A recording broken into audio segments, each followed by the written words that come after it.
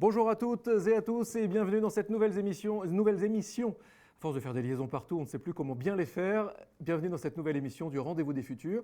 Une émission qui a un cas tout à fait singulier, puisque si nous sommes toujours en direct ici au Cube, nous sommes dans le cadre du festival du Rendez-vous des Futurs, organisé le 5 mai 2021. Si vous nous suivez en vidéo sur la plateforme où vous êtes. Vous pouvez également nous entendre, nous suivre sur les plateformes, les différentes plateformes, les meilleures plateformes de podcast audio. Et vous avez bien raison. Cette émission est produite comme depuis 11 ans par JD Carré, Triple C et Le Cube. Et je vous souhaite donc la bienvenue pour un épisode tout à fait particulier.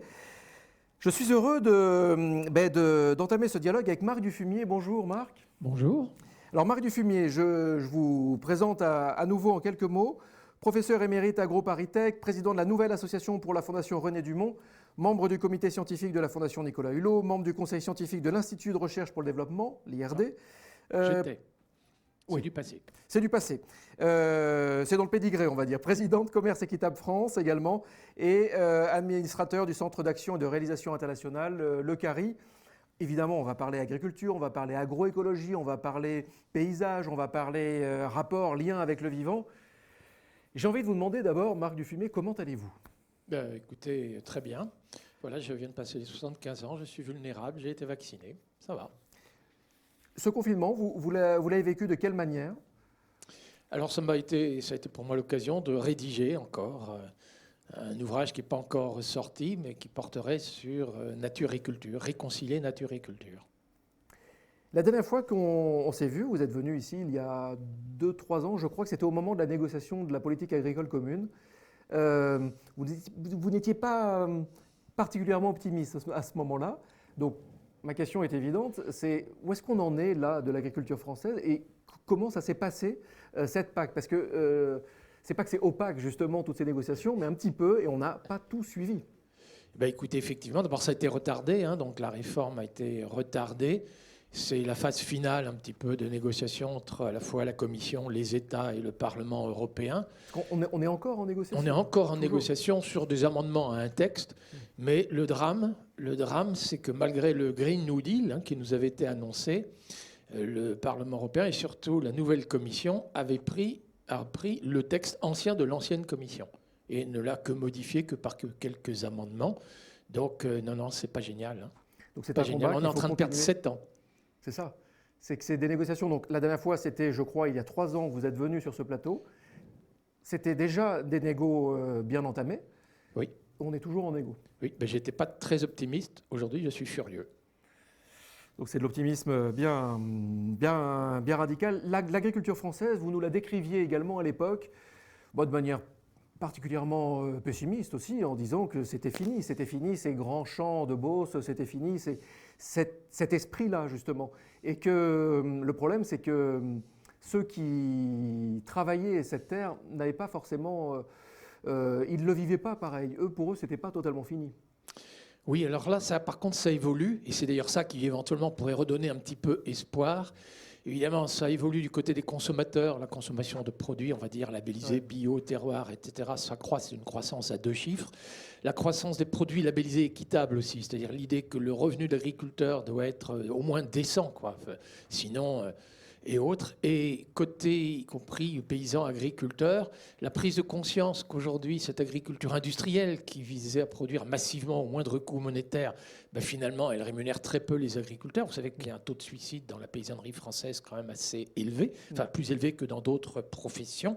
Et du coup, je crois qu'il y a la prise de conscience que toutes ces filières bas de gamme, les poulets de moins de 40 jours, le blé à 90 quintaux hectares et ce genre de choses, ça n'avait aucun avenir.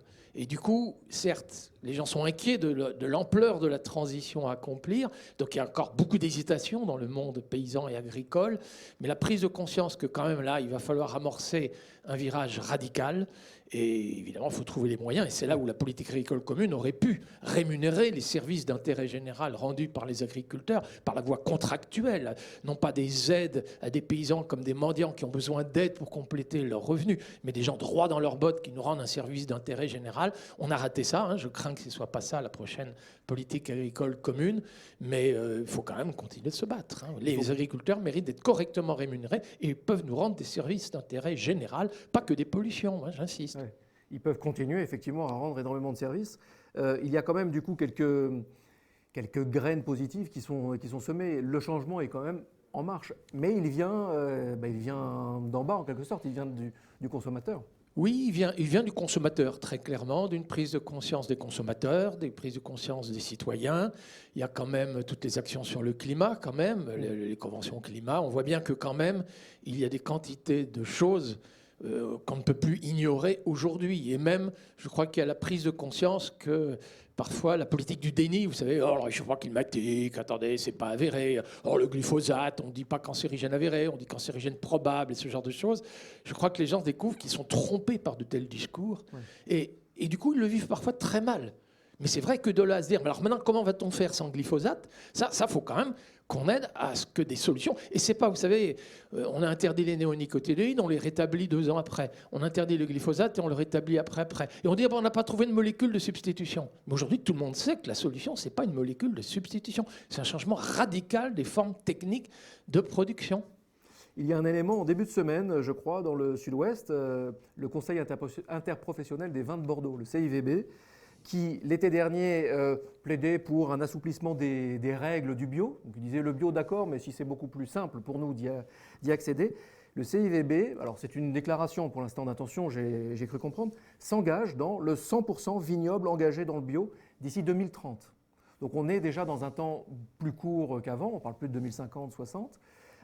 Ça fait partie de ces messages intéressants, c'est les bons signaux. Oui, c'est d'ailleurs aujourd'hui, en ce moment, dans la viticulture, effectivement, que les transformations, on va dire les gens, moi j'aime pas beaucoup le mot conversion bio, parce que ça fait religieux, vous savez, il y aurait les conventionnels, il y aurait les bio, ce seraient 2 religions qui s'affronteraient, il faut se convertir, c'est pas vraiment ça, mais vous avez un nombre croissant de viticulteurs, effectivement, qui passent à la bio, qui passent même à ce qu'on appelle parfois la biodynamique, et je pense que portés par des problèmes de santé, leur santé personnelle, hein, c'est-à-dire la vision effectivement qu'ils peuvent être affectés par des maladies, et pas seulement des maladies chroniques, hein, des maladies aiguës du fait parfois d'un mauvais dosage et ce genre de choses. Et ils sont conscients aussi que les gens qui apprécient les vins aimeraient que ces vins soient dépourvus de tout résidu, pesticides et autres. Ouais. On voit d'ailleurs émerger alors c'est encore émergent, et là ça va être une transition avec un autre sujet fort avec vous, c'est l'agroforesterie. C'est-à-dire qu'on voit des parcelles avec des arbres qui sont mis dans les vignes. Et c'est vrai que finalement, c'était une pratique ancienne qui revient parce que ça fournit, il y a des nichoirs dans les arbres, ce sont des nids de biodiversité. En fait, tout est très cohérent, si c'est bien expliqué. Oui, déjà, il y avait des gens qui avaient maintenu le château du Casse à Saint-Émilion, si vous voulez, sur des parcelles, je veux dire, au prix du mètre carré, et sachant combien ça peut être rémunérateur, ils maintenaient des bosquets. Ça paraît étrange de maintenir des bosquets là où la vigne peut rapporter autant par mètre carré. Alors, il faut déjà ne pas être trop pauvre pour accepter effectivement de laisser ça en bosquet. Mais il y a quand même déjà de très belles démonstrations effectivement que l'arbre peut jouer un rôle très utile en viticulture, comme dans bien d'autres systèmes de production, en particulier, alors ça peut jouer, qu'on parle de bocage, hein, puisque l'émission précédente, c'était le réembocagement. Effectivement, ça ralentit le ruissellement des eaux, ça fait brise-vent, mais surtout, ça héberge beaucoup d'insectes auxiliaires, d'animaux auxiliaires qui peuvent être utiles pour s'attaquer aux différents ravageurs, eux-mêmes transmetteurs de pathogènes. Et donc, oui, il y a des équilibres écologiques à bâtir. Hein, c'est des équilibres écologiques qui ne sont pas complètement naturels, hein, ça va de soi. C'est bâti comme un bocage, d'ailleurs, hein, qui n'est pas complètement naturel. Mais la viticulture peut bâtir des écosystèmes à la fois productifs, durables et fabriquer des bons vins, oui.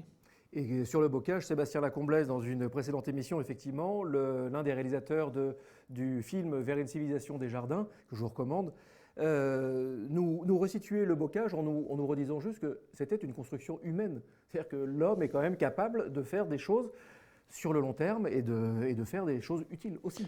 C'est très important, hein, ça, de comprendre que ce n'est pas un péché intrinsèque à Homo sapiens qui, avec ses capacités cognitives, ne ferait que détruire pour son intérêt strictement personnel, et que dans l'histoire de l'humanité, il y a eu plusieurs fois dans l'histoire des aménagements d'écosystèmes qui ne sont plus complètement naturels. On dit agroécosystèmes, des écosystèmes agricoles à la fois productifs, durables, capables de produire une alimentation saine. Moi, ma première expérience, ça a été la rizière.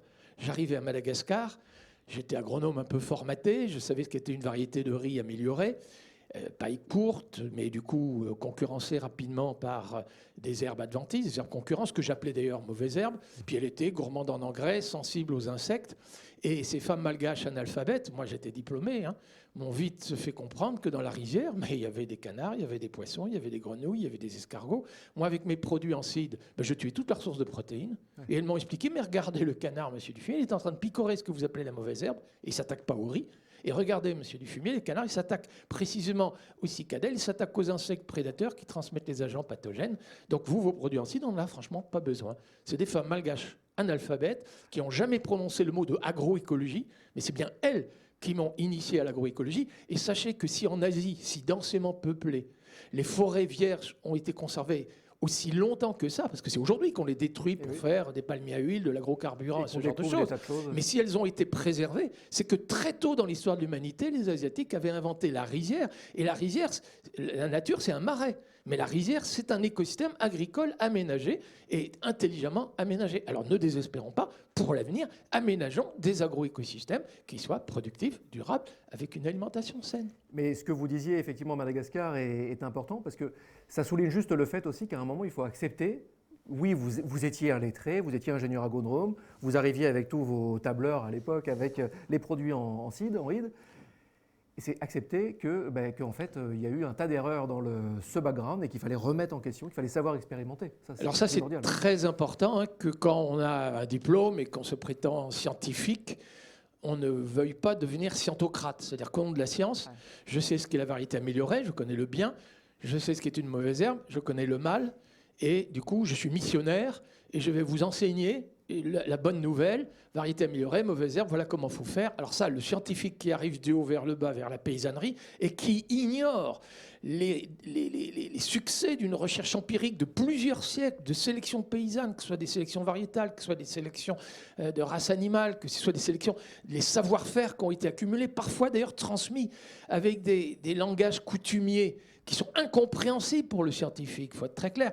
Il y a des dictons, des choses qui sont transmises de génération en génération pour que, effectivement, le savoir-faire passe d'une génération de l'une à l'autre. Mais évidemment, en termes scientifiques, parfois, ça passe franchement pas la rampe. Mais de là à dire, ce discours est méprisable, je méprise les personnes, je méprise les savoir-faire, alors là, maintenant, c'est terminé. Hein. Non, les scientifiques, on va accompagner les agriculteurs qui vont rester les innovateurs, mais à nous de les accompagner avec nos arguments scientifiques. On partage peut-être pas la même culture, mais c'est passionnant de s'échanger. Moi, d'ailleurs, mon grand plaisir que j'ai eu, je ne vous cache pas, à travailler à l'étranger dans un grand nombre d'années, c'est de savoir qu'on peut surmonter des incompréhensions culturelles et on peut même prendre plaisir à découvrir que nous ne partageons pas les mêmes cultures et par contre, nous partageons peut-être le même destin. Ce que vous dites est essentiel et fait écho à pas mal d'autres émissions qu'on a pu faire avec les Rendez-vous des Futurs, puisqu'on en parle quand on parle politique, quand on parle avec des économistes aussi, c'est reconnaître que parfois ce qu'on a appris, il faut le re-challenger un petit peu, il faut expérimenter, il faut écouter le bon sens aussi, il faut écouter les praticiens de la vie du quotidien finalement. Oui, et puis ne pas devenir, parce que c'est vrai que l'économie et l'agronomie, nomos, c'est la norme, c'est la règle. Non, que les gens restent logiques. Hein. Là, vraiment, il y a eu un dérapage, notamment dans ces deux disciplines-là, où des gens, au lieu d'essayer de rendre intelligible le réel, et notamment la complexité de ce vivant, des relations entre Homo sapiens et tous les autres êtres vivants dans les écosystèmes naturels ou aménagés, rendre ça intelligible, ça peut être utile à tout le monde. Mais cessons de dire, voilà comment il faut l'aménager, je suis meilleur que les autres, je connais les leçons, j'en donne. Je vous propose de regarder ou d'écouter, vous en podcast audio si vous nous écoutez, une résonance, c'est-à-dire un extrait d'une précédente émission.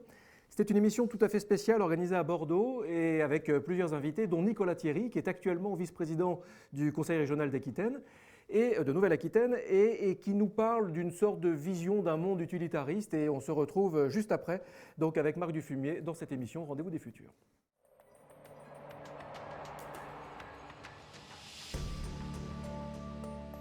Quand on s'indigne de la disparition des abeilles, tout le monde a la main sur le cœur, je vois bien dans les assemblées, en se disant c'est terrible, il faut faire quelque chose. Pourquoi ? Parce que derrière, il y a une vision très utilitariste. C'est-à-dire on sait que ça pollinise et que pour l'agriculture et pour les rendements, ça va être un désastre, il n'y a plus d'abeilles. Quand on commence à parler du loup ou de l'ours, qui peuvent perturber à la marge, à la toute petite marge, nos activités économiques, là tout de suite vous êtes assez seul dans l'assemblée. Pourquoi ? Parce que si ce n'est pas utile, il ne faut pas conserver. Et justement, c'est cette idée-là. C'est que tant qu'on sera dans cette idée qui est qu'on ne conserve que ce qui est utile et qu'on a une vision du monde très utilitariste, ça mène au pire. Et ensuite, il y a la question de l'humilité derrière tout ça. C'est qu'on vit une période qui provoque une espèce de dissonance cognitive.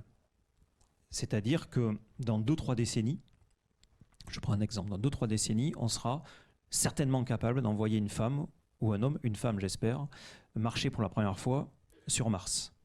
On est étincelant technologiquement. Mais dans le même temps, il faut se dire qu'on dépend des vers de terre.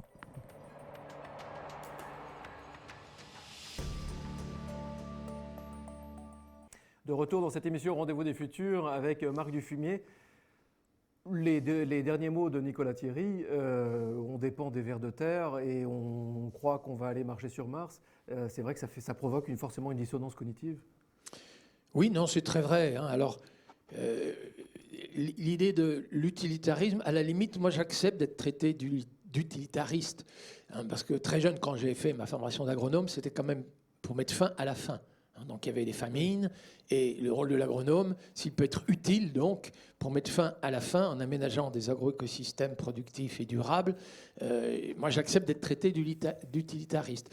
J'aurais plutôt envie de dire ce qui était un peu ce qui a été dit dans une émission précédente sur le bocage, c'est intérêt privé ou intérêt général. Je pense que beaucoup de gens, pour eux, le utile, c'est est-ce que ça m'est utile et oublient qu'effectivement, s'ils oublient que non, nous sommes tous dans un seul et même monde, nous et les vers de terre, on est bien d'accord, on est bien dans le même nombre, et donc il nous faut être, il faut être vigilant et respecter tout le monde, y compris les vers de terre, et y compris notre intérêt individuel n'en serait que sauvegardé. Et ça, c'est pas compris dans des sociétés où on gère d'abord le profit, et où l'intérêt privé prend le dessus sur l'intérêt général. Alors là, on court au désastre. Oui. Et ça, j'appelle pas ça l'utilitarisme. Moi, j'appppellerais ça l'égoïsme, le capitalisme. On peut trouver beaucoup de noms. C'est vrai que c'est pas forcément bien compris dans une société effectivement tournée sur l'ego qu'on fait partie du paysage et qu'on est tous interdépendants. Et c'est toujours pas compris. C'est ça qui est étonnant. Oui. C'est qu'on a beau le rappeler. Ah ben oui, notre devenir dépend de la présence des ours et de la présence des vers de terre, des colamboles et beaucoup de choses. Oui. La dernière fois que vous étiez venu également nous voir, on parlait évidemment d'agroécologie. Alors, j'ai envie juste de rappeler les fondamentaux de l'agroécologie, et notamment parce que vous nous disiez, et la question c'est est-ce que vous nous le dites encore, vous nous disiez l'agroécologie peut nourrir le monde. Est-ce que c'est encore vrai, quelques années après votre passage ici ? Est-ce que vraiment l'agroécologie, bien sûr, peut nourrir le monde ? Alors, la réponse est oui. Donc là, je n'ai pas changé d'opinion. Ce qui a changé, c'est qu'un nombre croissant de gens, aujourd'hui, le disent. À l'époque, vous savez, le premier rapport d'experts, un peu l'équivalent du GIEC pour le climat, vous savez, le groupe interétatique d'études du climat, il y avait 120 experts il y a 11 ans exactement, 12 ans même maintenant, 2009, avait sorti, et d'ailleurs, les gens peuvent regarder, l'acronyme anglais, c'est IAASTD, en anglais, mais il y a des versions françaises. Et ce groupe d'experts était formel, absolument. Faire l'usage intensif de l'énergie solaire pour fabriquer de l'énergie alimentaire, et là je parle bien d'intensif, à l'hectare, ressources naturelles, gratuites, renouvelables, faire l'usage intensif du carbone, du gaz carbonique pour fabriquer les hydrates de carbone, vous savez, le sucre, l'amidon, les lipides, l'énergie qu'on trouve dans notre alimentation, faire un usage intensif de l'azote de l'air avec des légumineuses, c'est des microbes qui vont nous aider à faire ça, 79% d'azote dans l'air, donc gratuit, renouvelable, donc pas de pénurie annoncée.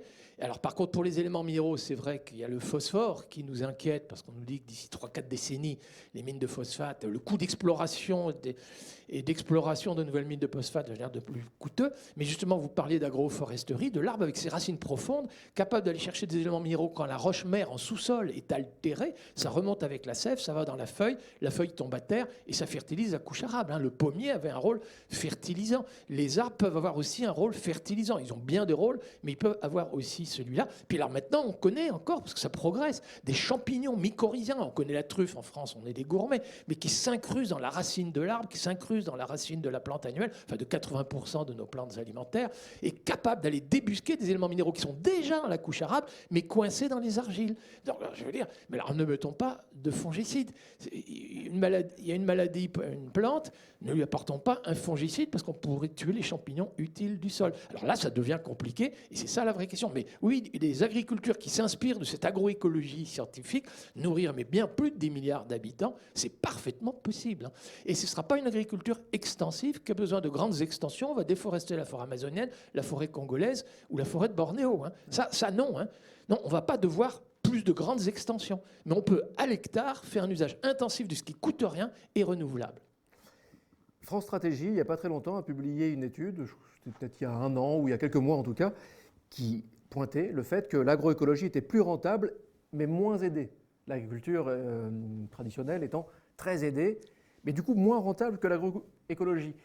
Est-ce que c'est le genre d'études qu'il faut multiplier pour que les politiques comprennent qu'il faut accélérer sur l'agroécologie? Est-ce que ça passe aussi par les agriculteurs, les praticiens de la terre, quoi, ça passe par où pour que les gens comprennent que l'agroécologie, oui, ça peut marcher? Alors, ça se passe par une prise de conscience citoyenne. Oui. Moi, je vois, il m'arrive de rencontrer des ministres de l'Agriculture. J'en ai rencontré quand même beaucoup à l'étranger comme en France. Et ils écoutent le discours scientifique, mais au moment même où ils écoutent, on voit bien à travers leur regard, ils sont en train de se dire, mais est-ce que c'est audible? Est-ce qu'il y a un rapport de force qui pourra aller dans ce sens-là? Donc, sans une conviction citoyenne, les politiques ne changeront pas beaucoup. Donc il faut jouer sur tous les tableaux. Il y a le consommateur qui a un pouvoir de décision quand il fait sa consommation, ça c'est clair, c'est net et déjà prouvé. Il y a les scientifiques qui peuvent essayer de convaincre. Il y a les conventions citoyennes qu'il faut multiplier. Il y a les études comme celle-là, et c'est quand même très important justement qu'elles soient sorties. Peut-être d'ailleurs elle n'a pas été suffisamment accessible au grand public. Elle était plutôt destinée à des politiques pour prendre des décisions. Mais justement, ces seules études, même quand c'est bien argumenté, ça ne suffit pas s'ils ne sentent pas qu'il y a une pression populaire par derrière. Oui. Mais je sens quand même monter cette pression citoyenne aujourd'hui. Après, effectivement, le rôle de France Stratégie, c'est surtout d'éclairer les décideurs, les politiques, les dirigeants pour faire leur choix. D'éclairer aussi les journalistes, logiquement. Ça, c'est un autre débat, mais c'est vrai que c'est le genre d'études qu'on n'a pas vu. On n'a pas vu passer. Oui, c'est clair, les médias ont un rôle à jouer. Ils peuvent. Alors, c'est pas simple parce que les médias, entre les journalistes scientifiques qui comprennent les études dont on parle là, et la préoccupation de qu'est-ce qui va changer dans 15 jours, qui va être élu, c'est pas tout à fait les mêmes. Et du coup, il y a des choses qui passent pas. Ça, c'est clair. Ouais. Je me souviens d'une émission qu'on a fait ici avec André Braic. Et à l'époque, André Braic pointait du doigt quelque chose qui le désespérait, c'était la connaissance scientifique des décideurs politiques avant tout. Il n'y avait jamais de scientifiques réellement au pouvoir, en gros. Les très grandes écoles ne sont pas des écoles de sciences. Et ça n'a pas changé. C'est-à-dire que là, il nous disait ça il y a 10 ans peut-être. Ça n'a pas changé, ça ne change toujours pas. Et finalement, pour comprendre l'agroécologie, il faut aussi comprendre l'approche scientifique, le fait scientifique. Là-dessus, il y a beaucoup de choses à changer. Les grands corps de l'État, et dans l'agriculture, je ne vais pas forcément le citer, mais moi j'ai vu des ministres qui écoutent les hauts fonctionnaires. Et c'est vrai quand même que parfois, le ministère de l'Agriculture, j'avais l'impression qu'il était dirigé non pas par les ministres, mais par ces hauts fonctionnaires des corps de l'État, et en pression, évidemment, avec la pression du syndicat agricole, surtout le syndicat agricole majoritaire, qui n'a pas toujours très clairement servi la cause paysanne. Je pense que l'avant-garde de ce syndicat n'a pas toujours été au service de ses adhérents. Et là, pour être tout à fait clair, on parle de la FNSEA. On parle de la FNSEA, oui, bien sûr. Oui, Xavier Belin, qui était protéole, Sophie Protéole, mais même Christiane Lambert, paysanne, éleveuse. Donc, oui, c'est... Après, on peut se dire que le politique, qui a un autre agenda en tête, donc qui ne répond pas forcément avec la même temporalité, l'agroécologie, oui, mais il faut l'expliquer, donc c'est très complexe, et expliquer le complexe et prendre le temps, et puis c'est dans longtemps qu'on voit les résultats, du coup, bon, c'est pas électoralement très très satisfaisant pour eux. Est-ce que les prendre en tenaille avec un point, alors là c'est jouer aussi le jeu de la controverse, c'est leur parler d'insécurité alimentaire, leur parler d'insécurité environnementale, d'insécurité géopolitique aussi. Parce que si les pays du Sud, par exemple, subissent de plus en plus une forte pression, bah, ils vont migrer, ils vont partir, ils vont fuir, ils vont chercher à manger, et donc ils vont venir aussi. Est-ce que ça, c'est une espèce de fenêtre pour arriver à faire comprendre qu'on peut changer un petit peu les choses? Ça a été pour une large part par cette fenêtre, moi, que j'ai argumenté, puisque j'ai beaucoup travaillé dans les pays du Sud. Je voyais comment les paysanneries du Sud qui travaillent à la main étaient concurrencées par nos céréales exportées, par nos poulets bas de gamme et ce genre de choses. Mais en fait, l'argument premier, je pense, au niveau de la paysannerie française aujourd'hui, c'est le niveau des revenus, le niveau de suicide, le fait qu'un blé à 90 quintaux, mais très coûteux en produits, engrais, produits phytosanitaires, enfin pesticides pour être très clair, carburant, usure de tracteurs, etc., ne peut pas être rentable avec des blés ukrainiens, que des poulets de moins de 40 jours, des poulets bas de gamme, élevés avec du maïs et du soja brésilien, pour être exportés, ne peuvent pas être compétitifs avec des poulets brésiliens, que la betterave à sucre, parce que le dernier scandale, c'est quand même les néonicotinoïdes et la betterave. La centrale sucrière dans l'Eure qui a fermé, elle a fermé avant la jaunisse de la betterave. C'est bien la filière avec néonicotinoïdes. La filière betterave, sous les nuages de l'Eure, ne peut pas être compétitive avec des plantations de 40 000 hectares ou sous le soleil brésilien avec de la canne à sucre plus performante que la betterave, quoi. Et de la poudre de lait en Bretagne. Il y a 20 ans, moi, les gens me disaient, mais attendez, les algues vertes, c'est du fumier, vous savez très bien que c'est pas l'azote, c'est le phosphate, c'est pas l'agriculture, c'est l'industrie. Enfin, les politiques du déni, c'était le discours ambiant. Et moi, j'essayais de leur dire, vous savez, votre usine de déshydratation à Carhaix pour faire de la poudre de lait, pour que les petits Chinois n'aient pas de lait contaminé. Mais vous pensez que les Chinois n'investissent pas en Nouvelle-Zélande, là où il n'y a pas d'hiver, il n'y a pas autant de foin, pas autant d'ensilage. Et la ferme là-bas, c'est 2000 hectares. Et vous pensez que vous allez investir 3 robots de traite, vous endettez jusqu'au cou, en laissant penser que cette poudre de lait pourrait être un jour compétitive sur le marché mondial. Cette usine n'a jamais fonctionné à plus de la moitié de sa capacité. Les Chinois s'en sont descendus. Ça a été repris par une soi-disant coopérative, je mets des guillemets, Sodial, dont les comptes sont plombés. Je veux dire. Mais enfin vraiment, ça a été d'une méchanceté à l'égard des paysans. Et ça, c'était il y a 20 ans. On le racontait à l'avance. Ouais. Donc aujourd'hui, l'urgence, c'est, bon, maintenant, reconnaissons, on a complètement fauté. Hein, et c'est le drame. Donc maintenant, il y a urgence, effectivement, de changer. Mais on aurait pu changer il y a 20 ans. Hein. Et là encore, on retombe sur court terme, long terme. Ah oui, et puis, c'est... Écoute du bon sens et écoute des scientifiques. Mais vous voyez, par exemple, on parle aujourd'hui de plans protéiniques. Et d'ailleurs, à juste titre, hein, nous sommes excédentaires donc, dans les produits que j'évoquais tout à l'heure. Nous sommes très déficitaires en protéagineux pour l'alimentation humaine et surtout pour l'alimentation animale. Eh bien, nous libérerions des terres. Donc, on produirait moins de ces produits bas de gamme. On libérerait des terres pour mettre chez nous des plantes, des légumineuses, hein, qui nous fabriquent des protéines avec l'azote de l'air sans qu'on ait besoin d'engrais azotés de synthèse, donc sans qu'on ait besoin de consommer d'énergie fossile, et sans émettre du protoxyde d'azote, principale contribution de l'agriculture française au réchauffement climatique, en mettant des légumineuses sur 1,3 million d'hectares, par exemple. Et on donnerait 6 ans. Mais il y a urgence de faire ça. Et vous savez, on mettrait une taxe sur les engrais azotés de synthèse. Tout de suite, les agriculteurs, rapport de prix, si l'engrais azoté de synthèse est trop coûteux, ben on utilise l'engrais biologique, la luzerne, les méthodes issues de l'agroécologie scientifique. Et ce serait très rapide. Pourquoi faut-il attendre 2024 dans le plan national pour mettre des taxes sur les engrais azotés de synthèse? C'est d'ores et déjà que les agriculteurs pourraient commencer à planter légumineuses. Et vous savez, quand je dis ça, je ne fais pas de tort aux Brésiliens. Parce que les Brésiliens, quand je leur dis qu'il faudrait que l'Europe se protège de l'importation de votre soja, ils me disent, mais monsieur Dufumé, nous, on n'est pas fiers d'exporter du soja pour nourrir vos cochons, vos volailles, du tourteau de soja pour nourrir vos ruminants. Nous, on préférait nourrir des Brésiliens. Parce que vous avez raison. Si on ruine les agricultures des paysans pauvres dans les pays du Sud, ils vont rejoindre les bidonvilles. Et ces gens-là ont faim. Les gens qui rejoignent les bidonvilles, vous savez, les gens qui parviennent à tenter de traverser le désert libyen, la Méditerranée, c'est des paysanneries pauvres, parfois qu'on migrait en ville, pour peu qu'ils aient soit des troussiens touristes, soit servi de bouclier humain des narcotrafiquants, ils payent un passeur et risquent leur vie. Mais il faut mettre fin à ça. Enfin, je veux dire, le droit de ces peuples à vivre et travailler dignement au pays sans qu'on vienne leur concurrencer avec nos produits bas de gamme et Et nous, on reconquiert notre souveraineté protéique et on ne fait pas de tort aux Brésiliens. C'est tous les peuples du monde qui ont intérêt à gérer un circuit court, le cycle du carbone, vous avez la photosynthèse, l'azote, les légumineuses, les éléments minéraux du sous-sol. Mais dans tous les pays, on connaît 10 milliards d'habitants, les nourrir avec des techniques comme ça, là, on connaît, je suis désolé, on connaît. Qu'est-ce qu'on attend ? Qu'est-ce qu'on attend ? Vous avez écrit, et je le rappelle, notamment Famine au sud, malbouffe au nord. Rien que le titre, voilà. La politique, ça vous a jamais tenté, vous ? Si, j'ai déjà été candidat avec des scores dérisoires il y a très longtemps.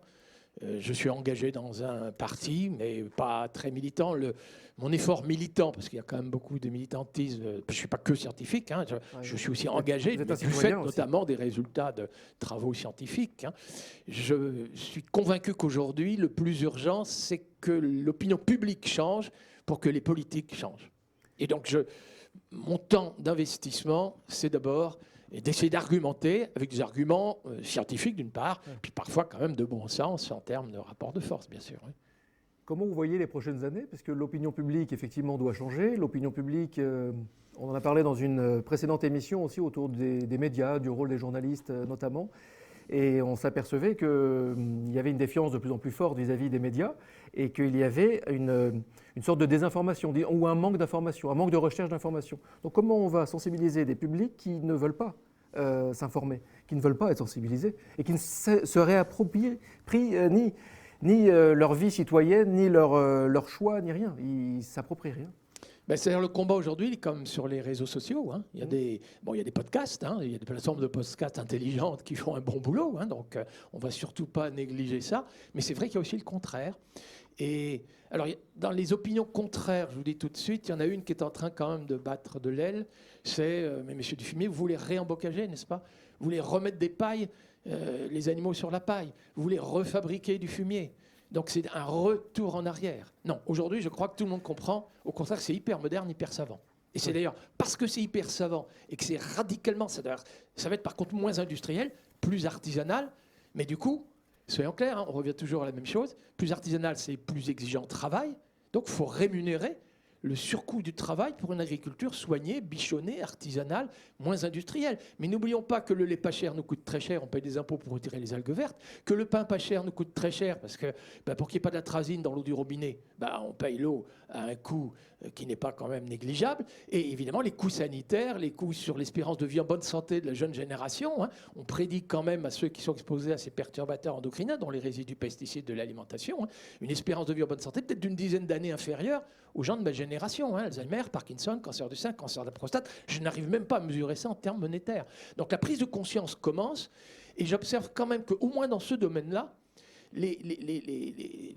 ceux qui jouent la politique du déni, Claude Allègre a été quand même discrédité, même sur le glyphosate, je vais vous dire aujourd'hui. Vous savez, pour le glyphosate, les gens ils me disent, monsieur Dufumier, le glyphosate, c'est pas avéré. Et je suis obligé de leur répondre, vous avez raison, ce n'est pas statistiquement avéré. C'est-à-dire que nous, scientifiques, on dira que c'est avéré si c'est statistiquement avéré. Or là, on parle de l'apparition de ces maladies du vieillissement plus précocement chez les jeunes, mais on ne connaît même pas encore la moyenne statistique de l'âge d'apparition de ces maladies pour les gens de ma génération. Pour les plus jeunes, il faudra attendre encore 80 ans. Donc, statistiquement, il faudra attendre. Mais ça a été démontré. Un peu comme il y a 31 ans, le GIEC nous démontrait le réchauffement climatique. Et vous avez des gens, même un ministre de l'Éducation nationale et de l'enseignement supérieur, hein, ne l'oublions pas, Claude Allègre, qui s'est autorisé à dire ce n'est pas avéré, dans le sens ce n'est pas statistiquement vrai. Aujourd'hui, les vendanges, je vais vous dire, regardez, maintenant on a les statistiques, au cours des 30 dernières années, les dates des vendanges ont bien été 10 jours plus précoces que les 30 années antérieures. Donc on ne va pas attendre que ce soit statistiquement avéré pour dire c'est démontré, c'est prouvé. Mais donc ils jouent là-dessus, les gens en face. Parce que quand même, le camp d'en face est fort. Hein. Ouais. On peut citer des noms propres. Hein. Moi, je veux bien, hein, les grandes multinationales. Et puis c'est parfois science contre science, fausse science contre vraie science. On ne sait plus où on en est. C'est la post-vérité. Et du coup, le public est un peu désorienté, effectivement. Vous pensez que cette crise sanitaire dans laquelle nous sommes vaguement en train de sortir va changer vraiment les choses ? Alors, elle a mis l'accent en prise de conscience auprès du grand public, peut-être pas encore beaucoup de monde, hein, mais sur le fait que quand même continuer de déforester dans les dernières forêts vierges qui avaient été sauvegardées, notamment par les Asiatiques, pour être très clair, grâce à l'invention de la rizière. Donc voilà, des pays très densément peuplés qui avaient sauvé des forêts donc vierges, encore naturelles, forêts primaires, on dirait plus précisément, et que de continuer à les explorer, les déforester et autres, et de fréquenter un certain nombre d'animaux sauvages, ça peut être quand même un moyen d'apporter chez nous un certain nombre de virus. Je pense que oui, cette prise de conscience-là, elle est en cours. Je ne pense pas encore unanimement admis, mais je crois que c'est en cours. Oui, oui. Pourvu que ça ne dure pas, justement. Merci beaucoup, Marc Dufumier. Non, je vous en prie. Merci d'avoir participé à cette émission, une émission coproduite par JD Carré, Triple C, Le Cube. Vous pouvez la retrouver en vidéo, en replay, et puis sur toutes les bonnes plateformes de podcast audio. Comme d'habitude, si vous le voulez, aimez, commentez, et ensemble, partageons le changement.